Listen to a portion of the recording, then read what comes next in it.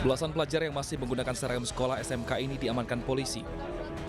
Para siswa ini diduga akan tawuran di wilayah Kampung Melayu, Negara Jakarta Timur. Gerombolan pelajar ini berasal dari 2 sekolah kejuruan yang berkeliling untuk mencari musuh. 2 orang alumni yang ikut berkeliling diduga menjadi provokator. Polisi juga menemukan 11 senjata tajam jenis celurit. Kita muter di daerah Kampung Melayu, dapat mereka, dan saat mereka melihat ada tim patroli langsung melarikan diri dan berhasil dikejar di sekitaran Kampung Melayu.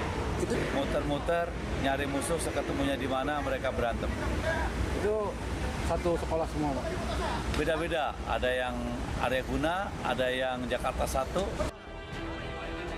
Untuk sementara belasan pelajar ini diinapkan semalam di kantor polisi hingga mereka dipertemukan dengan para orang tua beserta pihak sekolah untuk diberikan sanksi dan pembinaan.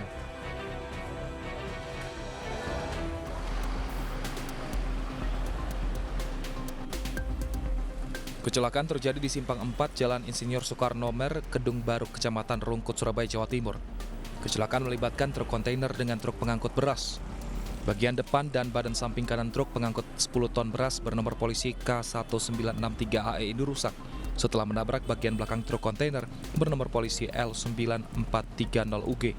Diduga kecelakaan terjadi akibat supir truk beras bernama Wahyu berusia 26 tahun asal Blora, Jawa Tengah mengemudi truk sambil menelpon. Saat itu Wahyu hendak mencari alamat untuk mengirim beras dari Blora ke kawasan Rungkut Madya. Selain kerusakan pada truk, sopir truk Wahyu juga mengalami luka di bagian telinga dan pipi akibat terkena pecahan kaca. Kurang kesadaran diri, kurang hati-hati. Dari mana nih, Mas? Kok? Dari Blora, Jawa Tengah. Mau ke mana tujuannya? Bukan ke Rungkut Madya.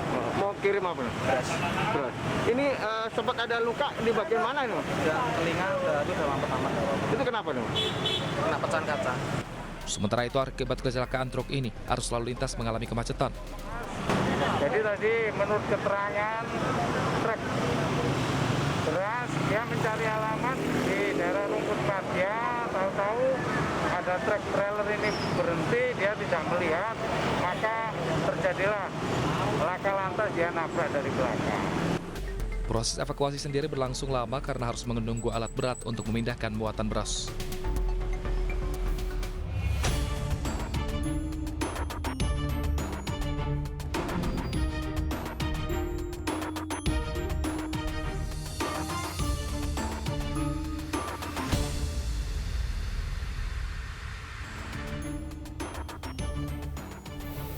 Seorang buruh kapal nekat menghabisi nyawa kekasihnya yang berprofesi sebagai bidan.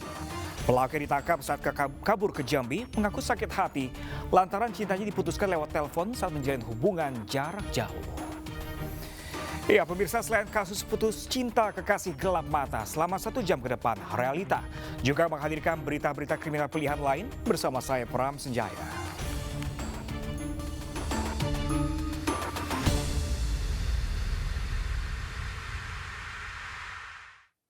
Usai menjalani otopsi terhadap 4 jasad yang ditemukan dalam sebuah rumah di Kalideres, Jakarta Barat, tim dokter forensik Rumah Sakit Polri Kramat Jati tidak menemukan adanya luka kekerasan pada tubuh korban.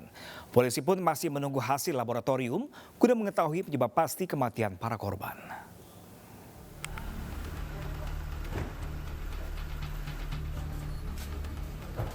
Usai menjalani proses otopsi selama 5 jam di Rumah Sakit Polri Kramat Jati terhadap 4 jasad yang ditemukan dalam sebuah rumah di wilayah Kalideres, Jakarta Barat, tim dokter forensik menduga sementara tidak menemukan adanya bekas tanda kekerasan di tubuh korban. Dalam olah TKP, polisi juga mendapati keadaan rumah dalam kondisi rapi dan bersih. Juga tidak ditemukan adanya barang-barang yang hilang. Sejumlah barang bukti dari TKP disita polisi seperti ponsel, bedak bayi, kapur barus, hingga obat nyamuk semprot. Diketahui pihak keluarga terakhir berkomunikasi melalui telepon dengan korban 1 tahun lalu, sedangkan untuk bertemu langsung sejak 2017 silam. Dan untuk keterangan sementara dari dokter forensik bahwa tidak ditemukan untuk jenazah membusuk ini karena ini sudah lebih dari 1 minggu. Gitu. Dikarenakannya? Itu karena penyebabnya itu kita belum bisa ini karena hasil dari laboratorium forensik belum Artinya hanya kekerasan saja yang tidak ditemukan di jenazah? Ya, untuk sementara ini dokter itu memberitahukan bahwa tidak ada tanda-tanda kekerasan di. Sebelumnya warga perumahan Citra Garden 1 Extension Kalideres, Jakarta Barat digembarkan dengan penemuan 4 orang tewas dalam sebuah rumah. Petugas yang menerima laporan langsung tiba di lokasi dan menggelar olah tempat kejadian perkara. Penemuan berawal dari kecurigaan warga dan petugas PLN yang mencium bau tidak sedap dari dalam rumah sejak 3 hari lalu. Pada saat ditemukan, kondisi jasad telah membusuk dan rumah dalam keadaan rapi. Ya karena beberapa hari ini kan menimbulkan bau dari hari Senin kurang lebih. Tetangga sebelah dia lapor pukul 5.30 subuh saya mau berangkat kerja, kurang lebih setengah 6 pagi. Katanya ini ada bau bangke. Ya sudah, nanti kita sidik, saya bilang. Nah, kurang lebih kemarin ada petugas PLN memutus aliran listrik ini. Dia juga mencium bau itu kemarin. Usai menjalani otopsi, rencananya minggu ini pihak keluarga akan menjemput jenazah untuk langsung dikebumikan.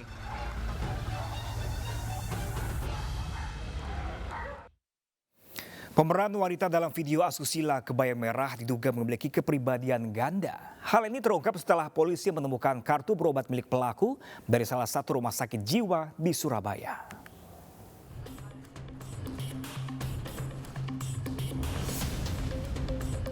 AHA, pemeran wanita dalam video asusila kebaya merah, masih menjalani tes kejiwaan di Rumah Sakit Bayangkara, Polda Jawa Timur. Ini menyusul temuan polisi saat menggeledah kamar kos AHA dan mendapati kartu kuning yang merupakan kartu berobat Rumah Sakit Jiwa di Surabaya serta faktur-faktur berobat lainnya. Polisi menduga tersangka AHA memiliki kepribadian ganda. Namun dugaan ini masih menunggu hasil tes kejiwaan di mana pemeran pria yang juga kekasih AHA dipastikan kondisi kejiwaannya normal.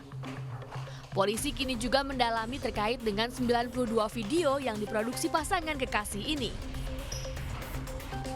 Informasi yang kami terima dari penyidik bahwa yang bersangkutan ini memang merupakan seseorang yang mempunyai kepribadian ganda.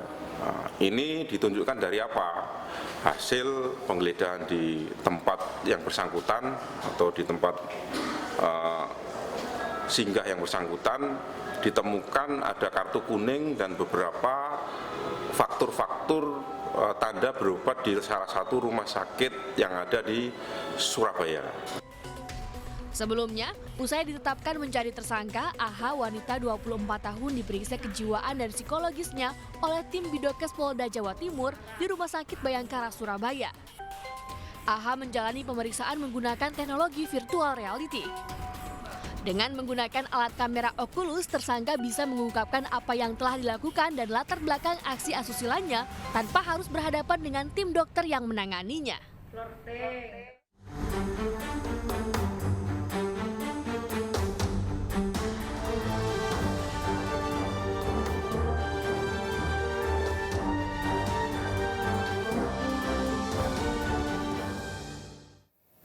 Seorang buruh kapal nekat menghabisi nyawa kekasihnya yang berprofesi sebagai bidan di Kota Solok, Sumatera Barat. Pelaku yang ditangkap saat kabur ke Jambi ini mengaku sakit hati lantaran cintanya diputuskan lewat telepon saat menjalin hubungan jarak jauh.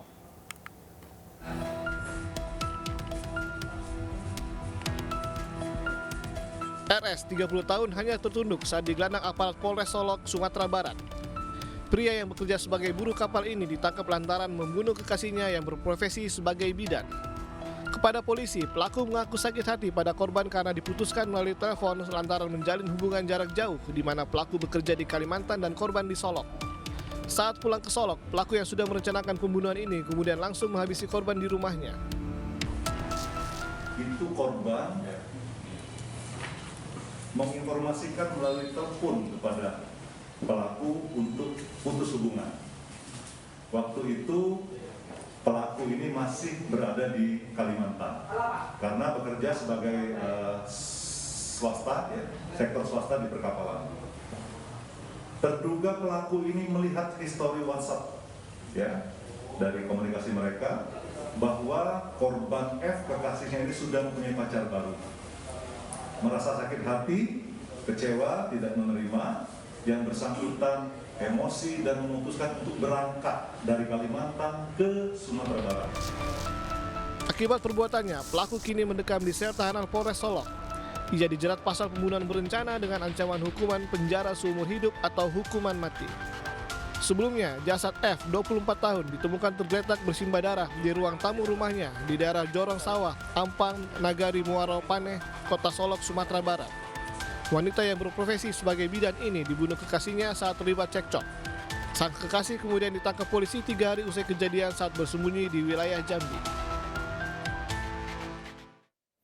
Sakit hati diputuskan, seorang pria tega membunuh kekasihnya yang menjadi asisten rumah tangga di wilayah Kelapa Gading, Jakarta Utara. Jasad korban dibiarkan pelaku di saluran air dan baru ditemukan 2 minggu kemudian.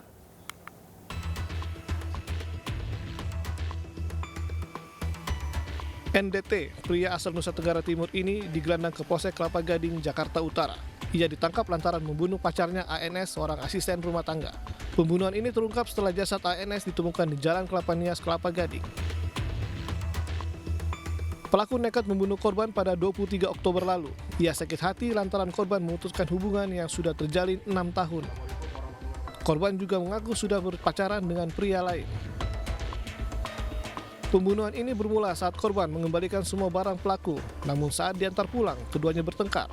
Korban dianiaya hingga tewas dan jasadnya ditinggalkan di pinggir saluran air belakang gardu listrik. Kejadian ini adalah tentang ketidakterimaan si pelaku karena korban memutuskan hubungan percintaannya.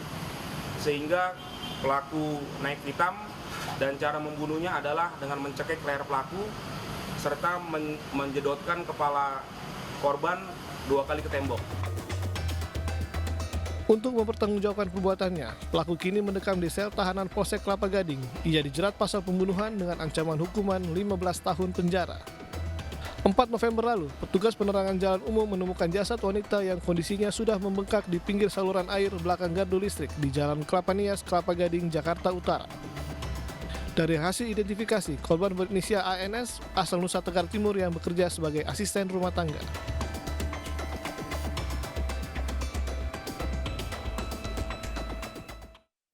Pembunuhan sadis seorang wanita di Goa, Sulawesi Selatan terungkap. Pelaku merupakan kekasih yang ingin menguasai harta benda korban yang baru dipacarinya selama 1 minggu.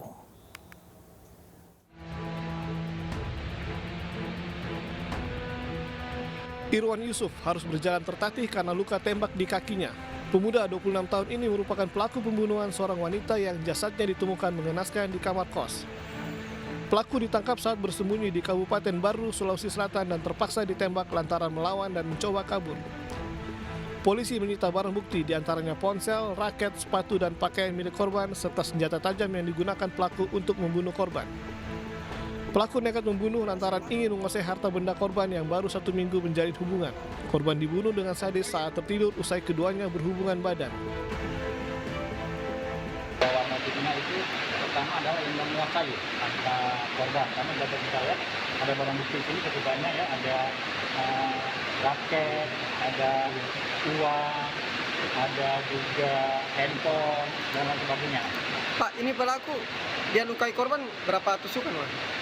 Itu kurang lebih ada sekitar 41 tusukan. 41 tusukan. Akibat perbuatan sadisnya, pelaku kini mendekam di sel tahanan Polres Goa. Ia dijerat pasal pembunuhan berencana dengan ancaman hukuman penjara seumur hidup atau hukuman mati.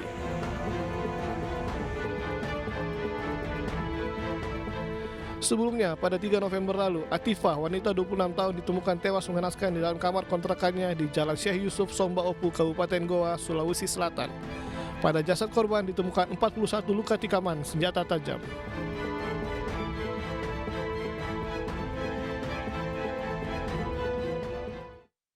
Sesosok jasad pria dengan tangan terborgol ditemukan warga tersangkut di aliran Sungai Ciwulan, Kabupaten Tasikmalaya, Jawa Barat. Selain tangan terborgol, alat kelamin korban yang identitasnya belum diketahui ini juga hilang.